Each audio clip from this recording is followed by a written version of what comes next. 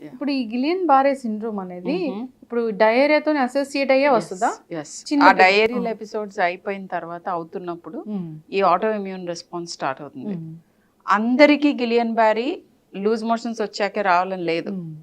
Just simple cold cough వచ్చాక గిలియన్ బారీ కూడా రావచ్చు. మీకు అసలు తెలియకపోవచ్చు. సీరియస్ ఇల్నెస్ రాకుండా కూడా సడన్ గా ఆటో ఇమ్యూనిటీ స్టార్ట్ అవుతుంది. అంటే నోట్ చేసి ఉండకపోవచ్చు. మైల్డ్గా ఫీవర్ వస్తుంది, కొద్దిగా జలుబు చేస్తుంది, తగ్గుతుంది అనుకుంటాం. With in less than 4 or 6 weeks start అవుతుంది. సో కాళ్ళు చేతులు ఇంట్రెస్టింగ్ ఈసారి రిపోర్ట్ చేసింది. ఆ పాపలో ఏంటంటే హోంవర్క్ చేస్తున్నాడట, సరిగ్గా పట్టుకోకుండా సరిగ్గా చేయకపోతే మదర్ కొంచెం తిడుతుందంటే, ఏంటి అట్లా చేస్తున్నావు ఇంట్రెస్ట్ లేకుండా అని. couple of hours later కాళ్ళు చేతులు weakness, with in a day ventilator మీదకి వెళ్ళాడు. అంతకుముందు ఏం సిమ్టమ్స్ ఉండవు అంటే రావచ్చు, ఇట్లా గ్యాస్ట్రో ఇన్ఫెక్షన్స్ రావచ్చు, లేదా జలుబులు రావచ్చు. బట్ అది అందరికీ చాలా సార్లు వస్తుంది కదా. వచ్చిన ప్రతిసారి ఇలా ఆటో ఇమ్యూనిటీలోకి వెళ్ళదు. సో భయపడాల్సింది లేదు. వీక్నెస్ అనిపించినప్పుడు హాస్పిటల్కి వస్తే గిలియన్ బారీకి ట్రీట్మెంట్ ఉంది, భయపడద్దు అసలు. ఇంట్లో సొంత వైద్యాలు చేస్తూ కాలయాపన చేయకుండా వస్తే ఐవి ఇమ్యునోగ్లోబులిన్స్, ప్లాస్మాఫెరెసిస్ ఇట్లాంటివి ఉన్నాయి. ఆటో ఇమ్యూనిటీని ఇమ్మీడియట్ గా చెక్ చేస్తాం. చేయగానే మనం కొన్నాళ్ళు బాడీని సపోర్ట్ చేస్తే మళ్ళీ తను వెనక్కి తిప్పుకుంటుంది. సో అది ఇంపార్టెంట్. అండ్ సీరియస్ ఫార్మ్స్ నేను చెప్పాను, రెస్పిరేటరీ మజిల్స్ ఇన్వాల్వ్ అయ్యి సడన్ గా బ్రెత్లెస్ అయ్యి, in fact we have seen 1 or 2 deaths like that. So అలా అవ్వకుండా ఉండటానికి ఇమ్మీడియట్ గా వస్తే in the hospital nothing can happen to you.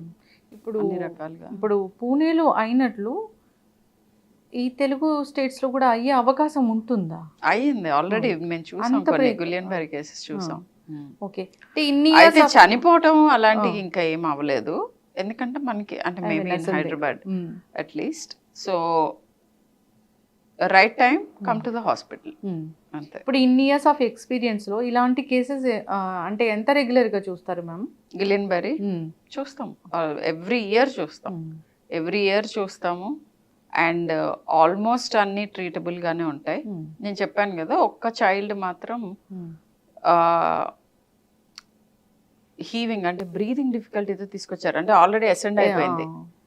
So even before intubate చేసే లోపు ఆ ఫ్రాక్షన్ ఆ ఫ్యూ మినిట్స్లోనే. అయితే మ్యామ్ ఏదైనా డయేరియా ఉంది లేదా దగ్గు జలుబు జ్వరాలు లాంటివి వేధిస్తూ ఉన్నాయి, ఒక 2-3 రోజుల పాటు వస్తూ ఉన్నాయి అన్నప్పుడు ఖచ్చితంగా డాక్టర్ దగ్గరికి తీసుకుంటే, ఇలా అవుట్ బ్రేక్ ఉంది అని తెలిసినప్పుడు పర్వాలేదులే, కొంత చీమే కొంత రక్తమే కొద్దిగా డయేరియా అట్లా అనుకోకుండా ఒకసారి చూపించండి. ఏమవుతుందంటే చూసినప్పుడు on the screen or physical consult లో మాకు ఆ ఫేస్ చూడగానే తెలుస్తుంది ఇది యూజువల్ గా లేడు చైల్డ్ అని, ఏదో మోర్ సిక్ దాన్ యూజువల్. అలాంటి వాళ్ళని ఇమ్మీడియట్ గా మేము మోర్ క్లోజ్ గా వాచ్ చేస్తాము. వాళ్ళకి రెడ్ ఫ్లాగ్స్ ఏంటనేది చెప్తాము. ఎర్లీగా ఇప్పుడు అవుట్ బ్రేక్ ఉంది, ఎర్లీగా నేను ఓకే బ్లడీ డయేరియా ఉందా, డయేరియా మరీ ఎక్కువగా ఉందా, లేదా డిహైడ్రేటెడ్ గా ఉన్నాడా, ఇంకా వేరే వీక్ గా అనిపిస్తున్నాడా, అలాంటప్పుడు ఎర్లీ యాంటీబయాటిక్స్ సజెస్ట్ చేస్తాం. ఆర్ వచ్చి ఇంకా తీవ్రంగా అనిపించినప్పుడు హాస్పిటలైజ్ చేస్తాం. క్యాంపెలోబాక్టర్ జెజునై ట్రీట్ చేస్తాం. యూజువల్గా క్యాంపెలోబాక్టర్ జెజునై ఇమ్యూనో కాంప్రమైజ్డ్ పిల్లల్లో కూడా ఎక్కువగా వస్తుంది. అండ్ లాస్ట్ టైం చాలా సీరియస్గా సిక్ అయిన చైల్డ్ ఒకళ్ళ గురించి చెప్తాను. ఆ చైల్డ్కి హిమోగ్లోబిన్ చాలా లో ఉంది. అంటే ఆహారం ద్వారా వచ్చే ఐరన్ సోర్సెస్ అవన్నీ సరిగ్గా లేవు. అండ్ ఈ చైల్డ్కి ఇంకొక బ్లడ్ రిలేటెడ్ ప్రాబ్లం కూడా ఉంది. సో దాని మూలన హిమోగ్లోబిన్ ఎప్పుడు లోగా ఉంటుంది. హిమోగ్లోబిన్ లోగా ఉన్న వాళ్ళకి ఏంటి, ఏ ఇన్ఫెక్షన్ అయినా ఈజీగా పట్టుకుంటుంది. అలా క్యాంపెలోబాక్టర్ కూడా వచ్చింది. డయేరియానే కదా అని కూర్చున్నారు ఒక 2 days.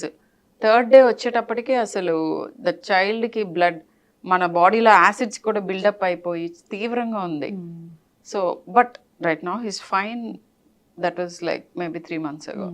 సో ఆ చైల్డ్ అదర్వైజ్ ఇప్పుడు ఆ టైంకి వచ్చారు కదా, అట్లీస్ట్ ఇప్పుడు చిన్న రిమోట్ ప్లేసెస్ లో ఉంటారు వాళ్ళు, చివరి వరకు కూర్చుని బాగా ముదిరిపోయిన తర్వాత వెళ్తారు హాస్పిటల్. అలా అన్ని పాటిస్తూ హోమ్ రెమెడీస్ అన్ని పాటిస్తూ దాన్ని ఎక్కువ చేస్తూ ఉంటారు. హోమ్ రెమెడీస్ కి నేను టోటలీ అగేన్స్ట్ కాదు, బట్ ఎక్కడ అవి ఆపాలి, ఎక్కడ డాక్టర్ సలహా తీసుకోవాలనేది తెలవాలి. పర్టికులర్లీ బిలో 2 years వాళ్ళకి don't wait. 1 day illness doctor సలహా తీసుకోవాలి. ఖచ్చితంగా మ్యామ్, చాలా చక్కగా చెప్పారు. ఫీవర్ వస్తుంది, దగ్గు జలుబు జ్వరాలు ఉన్నాయి, కడుపు నొప్పి అంటున్నారు, లేదా డయేరియా ఉంది అంటే డాక్టర్ని సంప్రదిస్తే అసలు అది ఏంటి అనేది వాళ్ళు చెక్ చేస్తారు. నేను యూజువల్గా అందరికి చెప్తాను 2 days టైం ఇవ్వండి, లేదా అన్ని థంబ్ రూల్స్ నా ప్రిస్క్రిప్షన్ చూస్తే మీకు తెలుస్తుంది. ఇది జరిగితే ఇది జరిగితే ఇది జరిగితే ఎమర్జెన్సీకి రావాలి, లేదు 3 days వెయిట్ చేయండి, ఏజ్ బట్టి 5 days వెయిట్ చేయండి, క్లియర్ కట్గా ఇస్తాం ఇన్స్ట్రక్షన్స్. ఇంకా అలా ఒక్కసారి మీరు సలహా తీసుకున్నది భయపడక్కర్లా. ఇలాంటి గిలియన్ బారేసే కాదు, ఇంకా ఏమైనా ఇన్ఫెక్షన్స్ రాకూడదంటే చాలా పెద్ద చాట్లో వ్యాక్సిన్స్ ఇస్తారు కదా మ్యామ్, అట్లా ఒక వ్యాక్సిన్ అంటే ఏం లేదా? ఒక్క వ్యాక్సిన్ లేదు, కానీ కడుపుకి సంబంధించిన అంటే కడుపు లైక్ ఇంటెస్టైన్ ట్రాక్ట్ కి ప్రొటెక్ట్ చేసే వ్యాక్సిన్స్ కొన్ని ఉన్నాయి. First thing rotaviral vaccine 6 weeks 10 weeks 14 weeks కి వేసేస్తాం. 6 months లోపు అయిపోవాలి. ఒకసారి ఫుడ్ ఇంట్రడ్యూస్ అయిన తర్వాత కొలనైజ్ అయిపోతుంది గట్. సో అదొకటి తీసుకోవాలి. నెక్స్ట్ వచ్చింది టైఫాయిడ్ వ్యాక్సిన్. టైఫాయిడ్ వ్యాక్సిన్ ఇప్పుడు 6 months ప్లస్కే ఇస్తున్నాం. ఫ్లూ వ్యాక్సిన్తో పాటు టైఫాయిడ్ వ్యాక్సిన్ కూడా ఇస్తున్నాం. తర్వాత 9 monthsకి ఇచ్చే MMR మీజిల్స్ అంటారు, అమ్మవారు తట్టు, అది వచ్చినప్పుడు చాలా మందికి న్యూట్రిషనల్గా ఎఫెక్ట్ అవుతారు, సివియర్ మాల్ నరిష్మెంట్లోకి వెళ్తారు, డయేరియల్ ఎపిసోడ్స్ వస్తాయి, అక్కడ వైటమిన్ ఏ డెఫిషియన్సీస్ కూడా వచ్చే అవకాశం ఉంటాయి. సో ఇవన్నీ ప్రివెంట్ చేయడానికి MMR అది ఆల్రెడీ గవర్నమెంట్ కూడా ఎన్నో. నాకు తెలీదు ఇది ఈ క్వశ్చన్ అడగాలి లేదు అనేది. చాలా మంది బయట కొన్ని ఆల్టర్నేటివ్ మెడిసిన్ డాక్టర్స్ కానీ హోమియోపతి అలాంటి డాక్టర్స్ కానీ చెప్తారు ఏంటంటే అసలు ఈ వ్యాక్సిన్స్ వేయకూడదు, వ్యాక్సిన్స్ వల్లే అసలు ఇలాంటి గిలియన్ బారేసో అలాంటివి వస్తాయి అని. అంటే రీసెంట్గా నేను ఒక డాక్టర్ని ఇంటర్వ్యూ చేసినప్పుడు కూడా వ్యాక్సిన్ వల్ల కూడా వస్తుంది అని చెప్పారు. వ్యాక్సిన్స్ మూలాన న్యూరలాజికల్ ఇల్నెసెస్ ఏమన్నా వచ్చే అవకాశం ఉందా?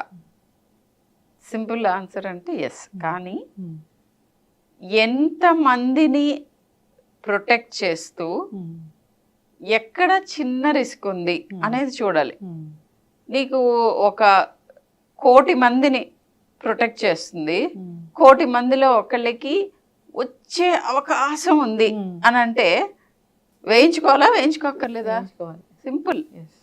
తర్వాత హెపటైటిస్ ఏ ఆహారం ద్వారా నీరు ద్వారా వచ్చే కామెర్లు వ్యాక్సిన్స్ ఉన్నాయి. అండ్ ఇలాంటివన్నీ వేసుకోవాలి, వేసుకొని ప్రొటెక్ట్ చేసుకోవాలి. వ్యాక్సిన్స్ గురించి అసలు పెద్ద కాంట్రవర్సీ లేనే లేదు, అసలు ఏం కాంట్రవర్సీ లేదు. You have to take vaccines for sure, అంతే. సో ఏ వ్యాక్సిన్స్ ఆప్షనల్, ఏవి కంపల్సరీ అనేది డిస్కస్ విత్ యువర్ పీడియాట్రిషియన్. ఖచ్చితంగా మ్యామ్, చాలా చక్కగా చెప్పారు. పిల్లల విషయంలో మాత్రం మనం సొంత నిర్ణయాలు అసలు తీసుకోకూడదు. డాక్టర్ ఏం చెప్తారో దాన్ని ఖచ్చితంగా ఫాలో అవ్వాల్సింది. పిల్లలైనా పెద్దవాళ్ళైనా కూడా the same thing applies. And ఈ వామిటింగ్ డయేరియా గురించి ఇది ఆల్వేస్ ఇన్ఫెక్షన్ ఏనా అంటే కాదు, కొన్నిసార్లు ఫుడ్ ఇంటాలరెన్స్ కూడా.